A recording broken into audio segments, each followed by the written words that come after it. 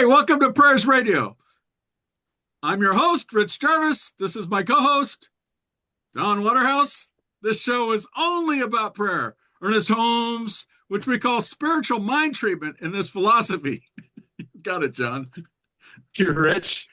Hello, everyone. I'm so glad you're joining us today. Boy, do we have a treat for you. We have truly an iconic figure in the history of our spiritual movement. We have with us Dr. Lloyd George Tupper. And Dr. Lloyd has been in this movement for a good while. The things that I want you to know about him right off is that he is the founding minister of the center that was founded in San Francisco and later moved to Marin County. It's called Golden Gate Center for Spiritual Living now. And that was back in 1983 when all that started. And Lloyd has served in many areas of leadership in our movement. He was the founding president of Holmes Institute and also the founding president of the Science of Mind Foundation. So with those kind of credentials, we're going to have really honored to have you with us, Dr. Lloyd. Thank you so much for being here today. Would you please open us with a spiritual mind treatment? No. Okay. You got it, John. That was great. Okay, let's just take a moment of infinite privilege and participate fully in this universal expansion and expression of that which we call the life of God, of which we are one. And I, Lloyd Tupper, speak this word for every person within the sound of my voice and those who hear it without sound. Because I know, and I know that I know, I am one with that power, that intelligence, that all originating life that is mine and yours, and everything and everyone that moves, thinks, grows, expresses, or flowers on this earthly plane. So today, as we take these moments of privilege and evoke a responsiveness on the part of that infinite intelligence to come upon us, to love us, to heal us, to restore us, regenerate us, perfect us, beautify us, make us new, we open ourselves to all infinite possibilities, because as that spiritual incitement within us, that exciting feeling that we are one with that all originating power that we call God. Jesus spoke of him as the Father. The Jews called him Yahweh. Whatever it is that you call this power greater than you are, know that you're one in it, and it needs you as much as you need it. That is, if you'll pardon the pun, a marriage made in heaven that never ends. So rejoice with me, give thanks for it, and let it be so. And so it is. So it is. Wow, that was powerful. Yeah. Hey, can I call you Lloyd? I mean, you're a Reverend Doctor. You can call me anything you like if I can make some money on it. And so it is. Call me Lloyd. All right, Lloyd. Hey, we were talking in the green room. That's the pre-show room. That there are some certain books that you'd like to plug that are must-haves. What were those books? Well, there's a myriad of books out, great books, but I have a couple that I use every day religiously. It's like when I used a rosary. Every day I was told to pray, so I used a rosary back in the day. But today, my rosary is this.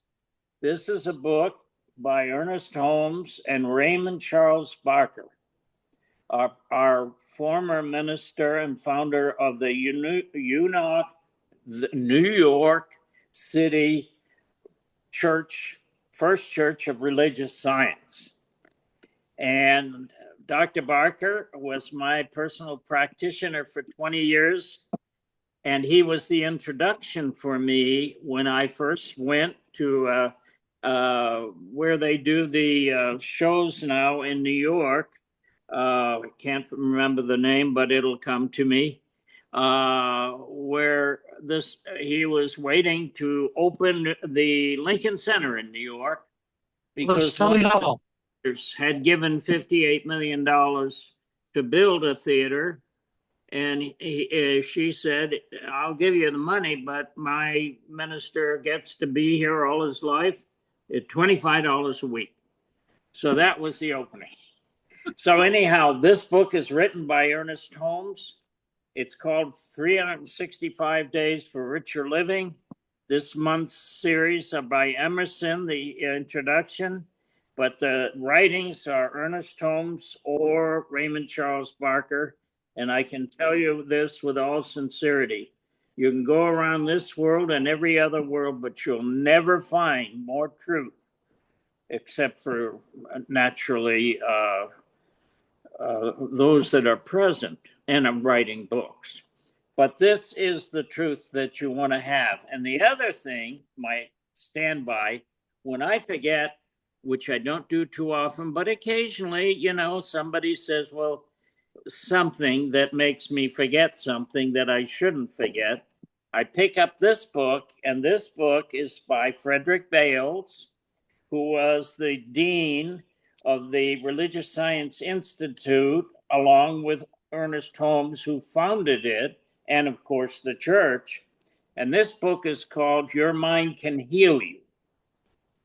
And this is a basic book. You can see my notes. I've been at this now 59 years, but I still read it every morning. And why?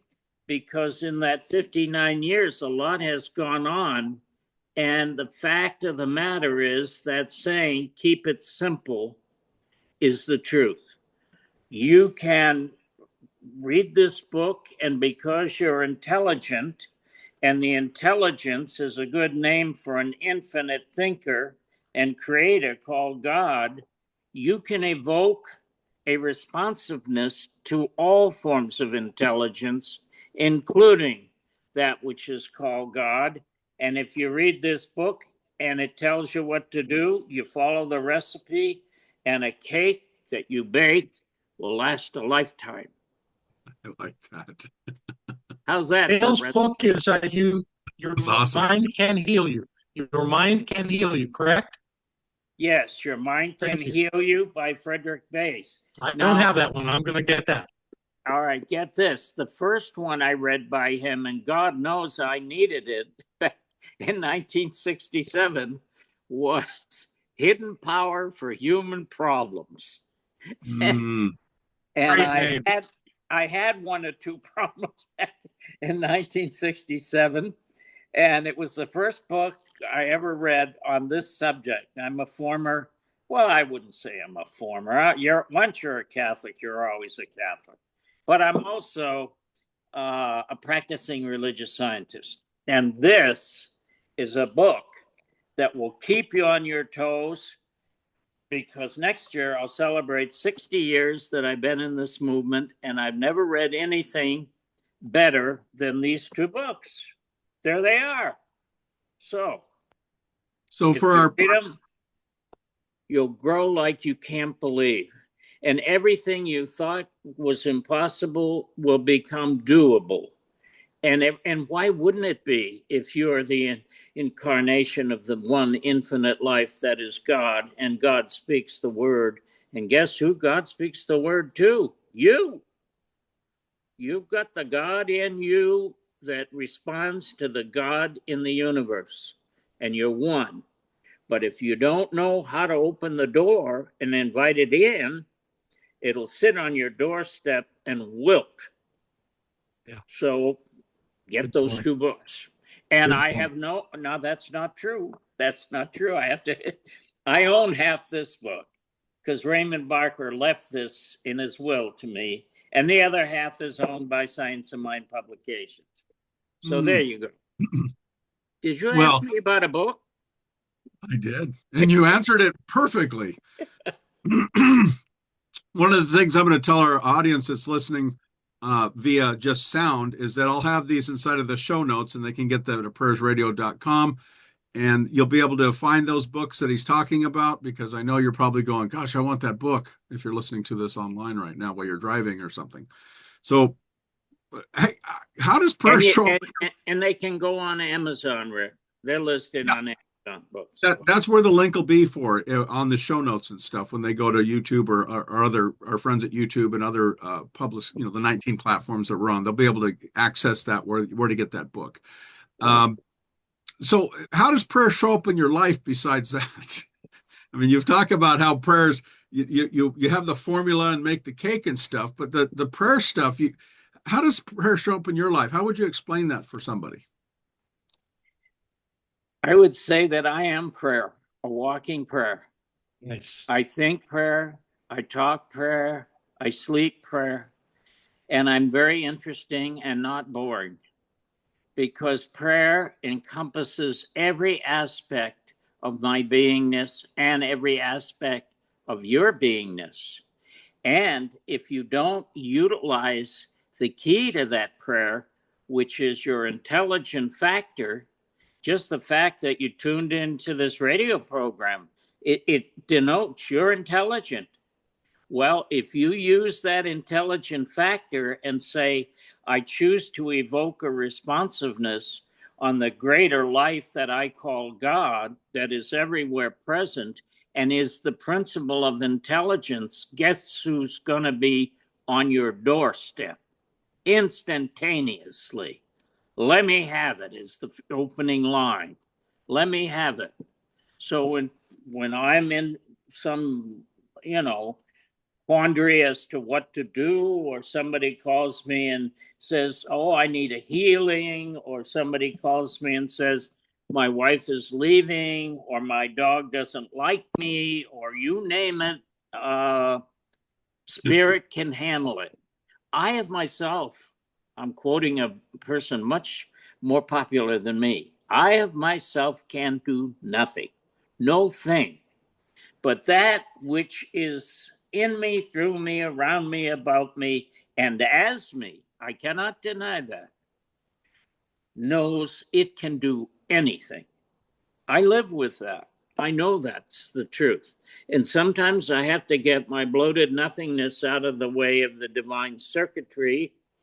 And I normally do, but I have this routine. I get up in the morning, I make my coffee, I sit down in my favorite chair that has all that wonderful energy in it from prayer, and I pick up this book and I read a chapter. It takes me all of 3 minutes practically, and I'm off and running. And I just feel it won. I can't make it happen. It just happens to me. And I am a gracious receiver. Yes. If you have God, or whatever you define as God, I define God in a simple word, in infinite, 2 words, infinite intelligence. That's right, Lloyd. That's 2 words. Infinite intelligence. And what is denoted as the principle of intelligence throughout the universe, throughout the earth, throughout all calculations of every brilliant genius that ever existed? 1 word: responsiveness. You don't have to kiss spirit. You don't have to light a candle for spirit. You don't have to starve to death to spirit. You don't have to go to Lourdes unless you want to. None of that. That's all frosting on the cake. If you sit and you say to yourself, I think I need word with Papa. That's what I call God. I want intimacy with me and God. I have to invoke it. I have to say, Infinite Spirit, here I am again. I need your advice. I am open to your healing. I'm open to your guidance. use me as a vehicle, and tell me what to do. And then I shut up. I become still. And I listen. And then like with you today, then I open my mouth. I have no recording. I have no notes. I have no, other than my dear friend, John Waterhouse, I have no one, priming me to speak. It's the Spirit in me. And when the Spirit is good, I take the credit. And when the Spirit is not so good, I share it. But it's always good. I'm happy. I know I'm an ageless, deathless beingness of God. I was never born and I'll never die. This is a temporary pit stop. That's all. And I'm happy. Well done, sir. Well said. So I can't believe we've gotten this far into this conversation and a certain name hasn't come up, because you are the quintessential authority on the teachings of Thomas Troward. And Judge Troward had a great influence on Ernest Holmes in the creation of the science of mind. And I'm wondering if you have any thoughts on anything that Troward taught that would relate to prayer that you could share with us. Do I have some thoughts on that? I always tell the students when I was the president of the Holmes Institute, if you don't read Troward, you'll never get Ernest Holmes. Because Ernest Holmes came from a Protestant background. He had incredible gift of reading as a child and encouragement by his mother. And he was, he was an adept, just unbelievable.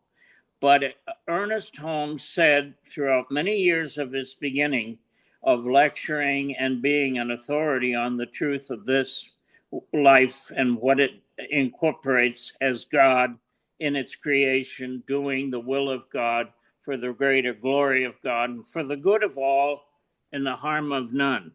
And Ernest would say, if you don't read Troward, and that was the thing he was looking for, to convince him that spiritual mind treatment works, and Troward showed him how it works and why it works.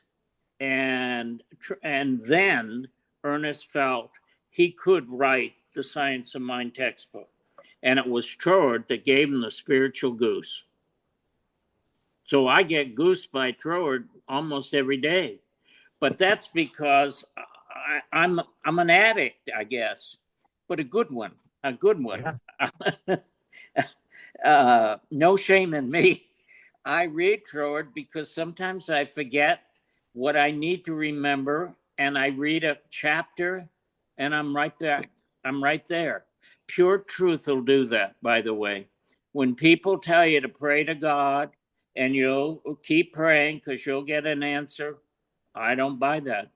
If God is the instantaneous intelligence within the universe, and the principle of the universe is responsiveness, the answer is now. And Troward told Ernest, told Lloyd.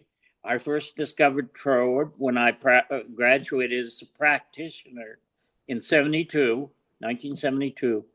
And once I got onto Troward, I thought, well, I don't need to read anything else because I was always reading these two books. And that's what I read. Troward is my constant companion. He wrote about 6 or 7 books. They're all listed. But I'd start off with what's called the Edinburgh Lectures, and then go on to some of his other books. And then he has it sounds like I'm a book salesman here. Look at this thing. Have it been read? This is called Power in You by Thomas Troward, and it's all his books in one. Wow. You read that and you will ascend on my guarantee. And if not, like Amazon, talk to me on the other side. Just for our audience that's listening, he held up the book and it was all tattered and very well used, I would say. Yeah. Yes, it is. I'm giving away all my secrets. I'm Do sure I our get audience appreciates residuals? it. Well, you Blessings. can't take them with you. You might as well give them away. There you go. Yeah, give it away. Anytime you have the blessings that I get and we get, and they are there for you to get, give it away. So you make room for the infusion of more.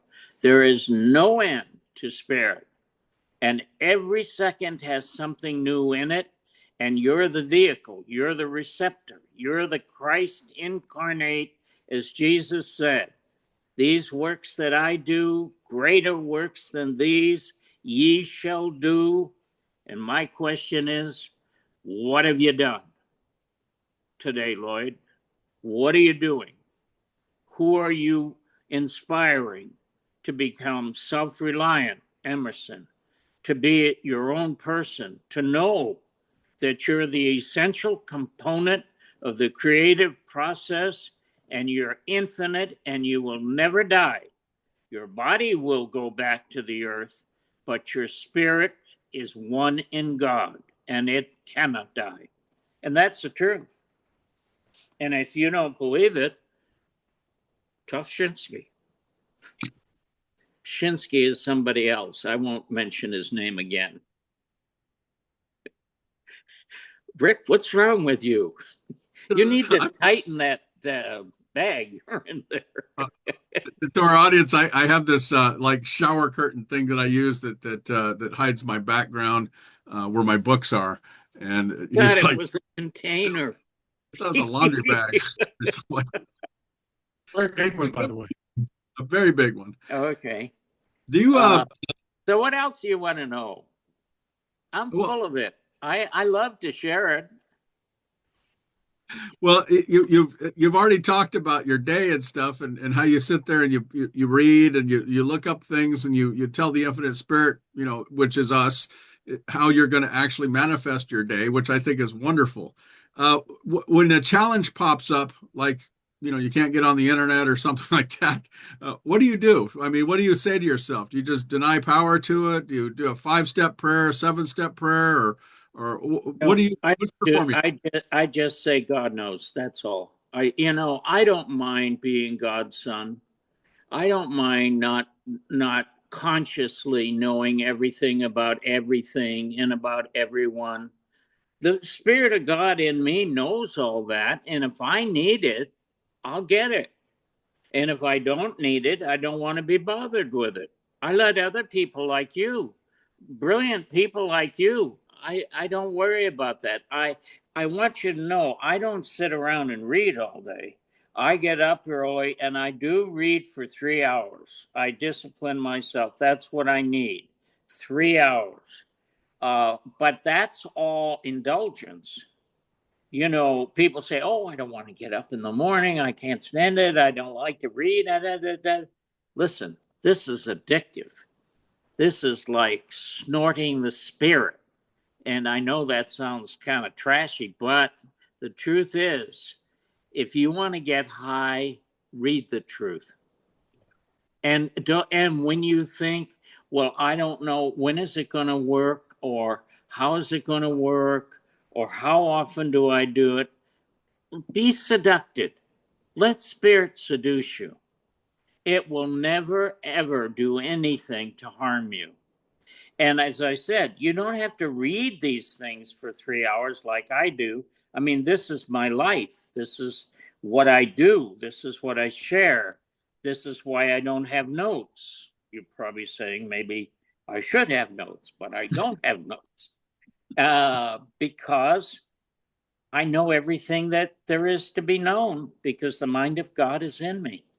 Yeah. And I know that, by the way. I know that. So when I get a twitch or anything, or somebody calls me, and people do, and say, "I'm ready, I'm on the bridge," and I'll say, "How's the water looking? Are you planning to swim to Japan, or where are you going?" I don't get all it, because there's no truth in it. There's no truth in anything that is the opposite of that nature, which is God. And if you have an item that looks like it's not a good thing, then you say, and look right at it and say, not a word of truth in you. Be gone. And take responsibility for being God's son or daughter. You're the I remember individualization of correctly, that one Lo- life.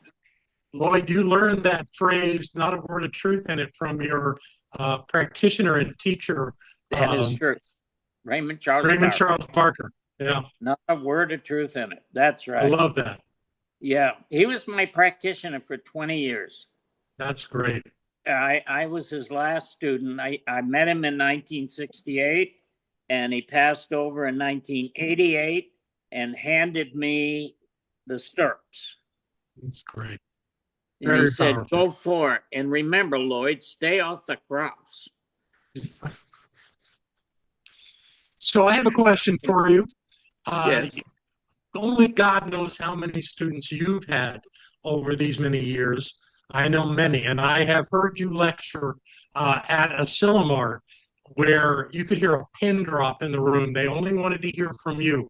There were no side conversations. When you speak, people listen. So when you were teaching people about prayer, about spiritual mind treatment, did you have any particular nuances or ways that you taught them, things that you taught them that were really standout moments and help people really get the sense of what this is that we do?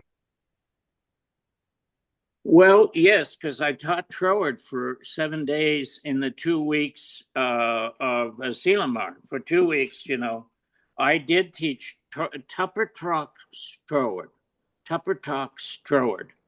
And they're in the archives now, those cassettes. They were incredible. Even I like to listen to them. And that tells you, you see, I listen to my tapes and I think, oh my God, where'd that come from? How did you know that? How did you say that? Why did you say that? But I let the Spirit talk through me. I remember seeing Robert Bitzer, one of the early founders of our church movement. He was the minister almost 60 years in Hollywood. Mm-hmm. He filled his house with movie people, and he gave that talk, the last talk I heard him at a Selamar, and he said, he stood there at the mic and he says, what's wrong with you? What's wrong with you? Wake up. Don't you know that you're the living testament of God? And God, I was sitting in the audience like you were that day. I remember you jumping up, by the way, at the end of my talk. I thought maybe you had a cocktail for breakfast or something. No. It was all Spirit moving through me. Oh boy, it was. Well, I was pretty jazzed too. But John, the secret to my success and to my life, yes, is first of all realizing I'm never going to die, and secondly, there is no hell somewhere else. It's only man-made, and it's here on earth. And I'm not going to burn in hell. I'm not worried about death. People ask me sometimes. I'm progressing age-wise as a human, but I don't worry about death. I feel that there is contained within our philosophy the truth. It's acknowledged by tens of thousands of people, but the people like Emerson doing this month in Richer Living, there's some brilliant scholarly people in here writing the things that Ernest Holmes taught so simply. And I bought it, hook, line, and sinker, and I'm the result, and I'm happy with it. And after 3 hours in the morning, I go to the gym and I look at all the beautiful people and I think, these are my followers. These are the people I feed with the truth. And it's all good, I don't have to meet them. I don't have to touch them. I just have to look at them and think, Look at all these disciples of God out there doing their thing, and I'm doing my thing, and we're all going to live forever. That's There it. you go. So the prayers, I mean, Did I answer your question, John? Beautifully. Thank you, sir. Okay. so how You have your always say, prayers, sir, John. You're not that much younger than me. It's not about age, it's just respect. there you go. Then pour it on. Pour it on. Oh, wise one. No. Well, the truth is his name is known all over. He was just in England,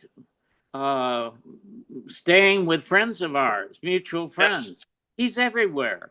He's everywhere. I know that to be true. And so it is. I know Thank you, Lloyd. when you're in the dark corners of Paris. I have my friends there. They saw you I appreciate doing that. readings, doing tea readings. Mm. Just give me a question, Rich. Quickly. All right. Evolving prayers. How your prayers changed over time? I know you said you came from a Catholic and stuff. So did it change a lot? Did it change a little? Did you just realize that? Yes. I used to beseech in my prayers. That's why they were never answered. The answer for prayer is in the prayer. Yes. That was a quote by Ernest Holmes. And if you Yes. don't think that through, which a lot of people don't, they just go unconscious. Oh, it sounds so nice. The answer to prayer is in the prayer. If you do learn the artistry, and you'll learn it in these two books, and going to Science of Mind churches or religious science or unity or any new thought, I like to call them new thought churches, you will find out that there just simply is nothing that you can't conceive of that cannot be attained, because the mechanism of conceiving, which is the mind of God in its creation, has an immensity of possibilities. And so new ideas just come to you. If you open yourself to be an inlet and an outlet to all that God is, you are now alive and in the eternal moment of where you were never born and you can never die. And you know that, and you live that. And it's wonderful. And you still go to the store and you buy Brillo and you buy sponges for the sink and toilet paper for the great room. And you do all the things that normal people do, but you know something that most people don't know. They think about, and they can repeat like verses from scripture, but they don't know it. Because when you know it, you act as it, and it becomes you. That's it, John. You Beautifully ain't said. gonna get anymore. Brilliant. John, should I ask the next question? Yeah, why don't you ask another question? How do you explain this philosophy to somebody who doesn't know anything about it? It's sort of like your elevator speech when they ask you, what is that? What is science of mind? Well, actually, I don't often try to explain that, because I know that the whole title, The Science of Mind, sounds so beyond the pale. It's like beyond the average person. Conceptualize that. If you tell them what, for example, the Christ said as Jesus, that greater works than these, Rick, you will do in my name, which meant Christ. And then, Rick, Christ in you is our hope and glory. Do you think that is reserved just for you? or is it for every person born in the likeness of God? Man is born in the likeness of God to express that likeness and become fulfilled as an immortal incarnation of that life that was never born and will never die. Now, when you lay that on somebody, they're probably going to, kind of close their eyes and go within, or they might wilt right down to a dandelion. I don't know. But if you tell people the truth, that's the one thing they cannot deny, because everybody is the spirit. The individualization of God in you. I see it in your eyes. I saw it when you were telling that story of digging a hole that you thought might eventually be your monument to life. It's in John. It's in me. It's in anybody that allows the Spirit to become a conscious, constant presence in every act of their life, no matter what you're doing. And if you live that way, you're not going to be thought of as weird. You're not going to be thought of as strange. You're just going to be thought of as a happy person moving through life that obviously knows something that you want to know. And I tell people, if you want to know why I am the way I am, go to a Science of Mind church, hear a lecture, not a beseechment, but a lecture, and let it awaken that truth that is resistantly pushed down in you. Yes, not resistant, that nags you resistantly. In other words, it always is saying there's something more. There's something more I want. And we think it's a car or a house or a new lover or a husband or a wife or whatever, a trip to Europe or something. But the thing that wants you most is the thing that costs you less, and it just is attainable in 2 words: be still. And then you think, oh no, I've heard that before. Let me listen again. And then it says, be still, for I am God. Within you, around you, and about you. And you, Rick, or John, or Lloyd, are my beloved. So I have a question for you. With all the untold numbers of people that you have served as teacher, as metaphysical teacher, I'm sure that someone had the audacity to come to you and say, I did my treatment, I followed the instructions, and nothing happened. What do you say to that person? I can't, well, first of all, I say it respectively. I can't believe that nothing happened because you're asking me and standing here before me. So something is happening. So when the student is ready, this teacher appears.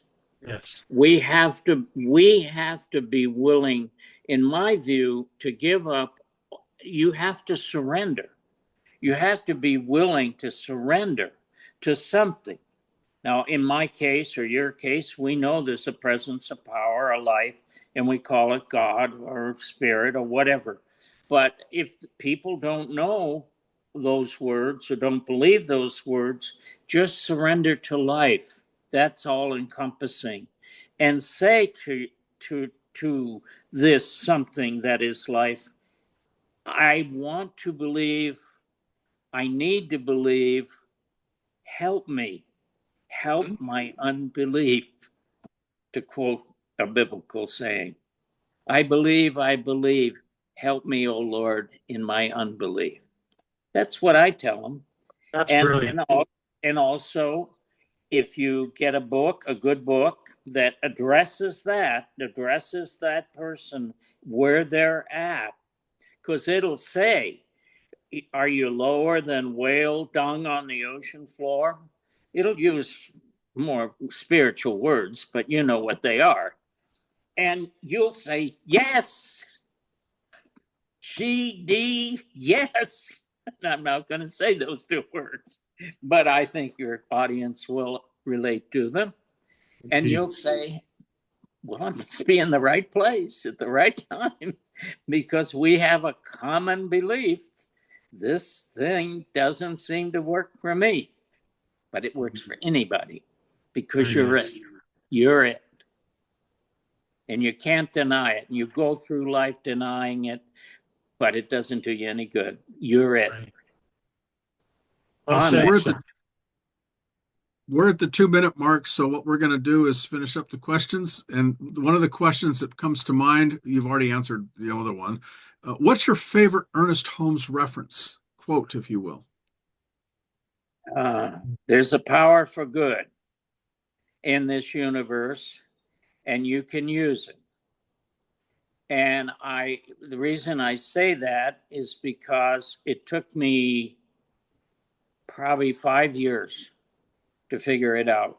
I just couldn't figure it out. But I don't use that term anymore for people. I don't use it because it was so difficult for me to create a capacity within myself to think of a power so great and so good that I could use it. Why would I be able to use it? Why do other people seem to be able to use it?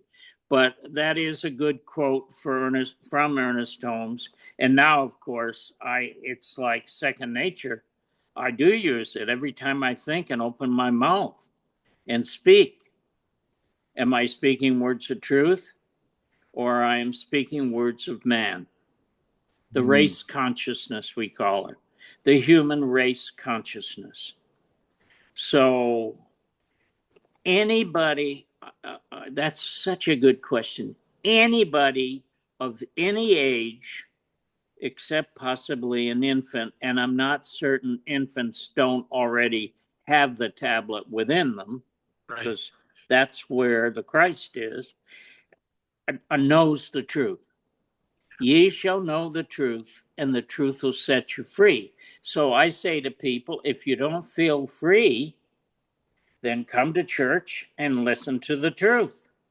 And then when you get up and say, that's too good to believe, that's more than I can swallow, that's like whatever some remarks are, then just say to yourself, well, once you get hungry again, come back, get fed, go through your routine of denial, and then get hungry, fall down, get a bruised knee, and then come back. And then by that time, they're in a class. And if you want to do something great for somebody, help enroll them in a class. Because once they get in a class and they're around other people like them, and everybody's happy because they read something or heard some sharing from somebody that they accomplished something, they say, if he can do it or she can do it, I can do it. That used to be my practice. When I saw somebody like Bill Hornaday or John Waterhouse, or now you, because you're a holy man, you're the Reverend Rick, I would say, I know if he can do it, I can do it. And that was a little disrespectful. But, I felt as good as you. I thought I'm as good as him. I might not act like he does, but I'm as good as him. I'm as worthy as him of being able to do what you're doing or something else that I want to do. And God is my partner. That's why Lord named Mr. Taylor in New York, that famous clothing store on Fifth Avenue, Lord and Taylor. He took Lord as his partner. That's right. Are you willing to do that? Well said. We'll see. Okay, that's good enough for me. I like John, you twitching your mustache, John. John must be inspired. I am inspired. Thank you for these incredible words of wisdom. I knew that having you on this program was going to be a delight on many levels. So thank you You have the so last. much. It's always good to hang with you, John. You bring the best out of me. I hope it was good. So what would you want our audience to take beyond that from what you've told us? This is the last question. No person has gone deep enough or far enough to hide from God. The call is always there. Come unto me, and I will bring thee peace. I will bring thee rest. I will feed you. I will bring you drink. And, I make up the rest. I'm the most loved, comforted, tidied, snuggled guy in the world. Because Spirit loves me as much as Spirit loved any incarnation of itself down through the annals of all time. And if someone doesn't believe that, they can lump it, because that's the truth. That's great. That's my closing thought. All right, what else do you want from me this morning? I think we got it. I think this is brilliant. People Okay. are going to get great value from watching this program, and I am so grateful to you and honored that you joined us today. Thank John, you, Lloyd. Hearing that from you is meaningful. Thank you, brother. Thank You're You awesome. are a great gift to our movement. And Thank I you. love As are the you. way you move around, John, to all the right places. Alice I'm would doing be, what I can. yes. You're All doing right, what brother. you can, and you're showing up. And that's what counts. Keep showing up. Thank you. And Thank I you. thank you so for introducing me to Rick. Yeah. He's a special guy. He seems to be a special guy, but you got to get him out of that closet he lives in, that bag. Out of that bag, huh? Okay, we'll work on it. Okay. All right. You going to do a closing prayer, or do you Yes, want me please. to? Would you close us with prayer? I will. I take this opportunity to allow the presence of God in me, through me, around me, about me, to bring together Rick, John, and I in a trinity of action that we have spoken each in our own way and put it on the airways of life. That those who hear these words, or the words that we have spoken, the laughter we have shared, and the healings that have taken place in spite of our belief that healings cannot be instantaneous. You can't tell God when God is ready to move upon the waters of your soul. And I believe that we have all drank of those waters this day, and we are all refreshed and ready to put on a new suit of that armor that is grace, and go forth and preach the truth, first to yourself, then to those who ask you, how did you become like you are? Happy, confident, healthy, prosperous, joyous, in love. You can say it simply, I follow instructions. God in me tells me to inherit its kingdom. And so I do, and so it is, and so I share it with you. Amen. Excellent. And so Bless it you, is. sir. Thank you so much. So Yeah. And where can they... stay in touch, Rick. Invite me down to Newport to speak. I like Newport. I used to keep my boat there at the harbor, at the Newport Country Club, or whatever that thing is down there where you put your boats.